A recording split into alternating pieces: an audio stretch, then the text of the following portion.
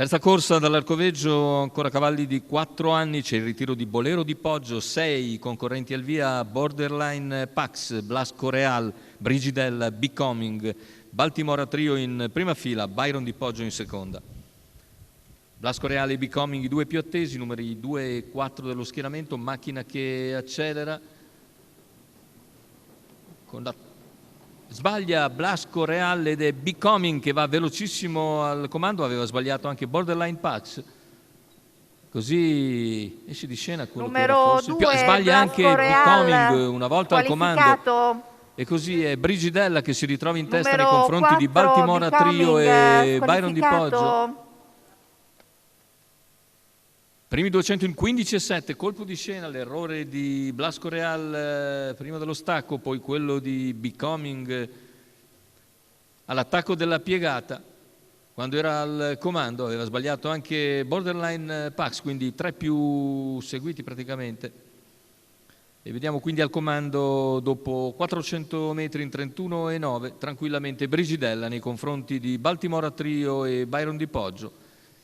Tanto se ne vanno anche i primi 600 di gara in 48,4, ha decisamente rallentato il ritmo la battistrada, sono rimasti praticamente in 3 in corsa. Davanti alle tribune non cambia nulla, in fila indiana Brigidella continua a trascinarsi Baltimora Trio e Byron di Poggio, mentre insegue Borderline Pax che ora si ricongiunge. E con il rallentamento imposto dalla leader ha potuto recuperare il terreno perso. Ricordiamo che aveva sbagliato prima dello stacco Borderline Pax e quindi non è in corso nei rigori della giuria. Ora cerca di farsi luce all'esterno, va su Brigidella che ovviamente ha cambiato marcia quando siamo a 500 dalla conclusione, ora al paletto dei 400, il parziale in 14,3, sposta dalla corda intanto anche Byron di Poggio che va direttamente in schiena a Borderline Pax quando siamo a metà della curva conclusiva. Allunga Brigidella, si trascina sempre Baltimora Trio, mentre Borderline Pax non riesce per il momento ad essere minaccioso, si trascina Byron di Poggio, retta d'arrivo, Brigidella entra al comando, nella sua scia c'è Baltimora Trio che prova a sprintare, ma Brigidella nel finale controlla per vincere agevolmente, secondo posto per Baltimora Trio, al terzo Byron di Poggio, 1,16,1 con 28,3 a chiudere praticamente l'unico vero parziale della corsa. L'ha effettuato negli ultimi 400 metri Brigidella che Antonio Di Nardo porta al successo in percorso di testa.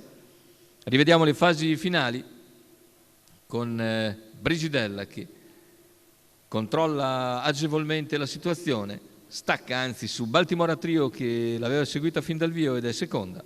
Al terzo chiude Byron di Poggio. Antonio Di Nardo, Ettore Vairani per Roberto Stancari.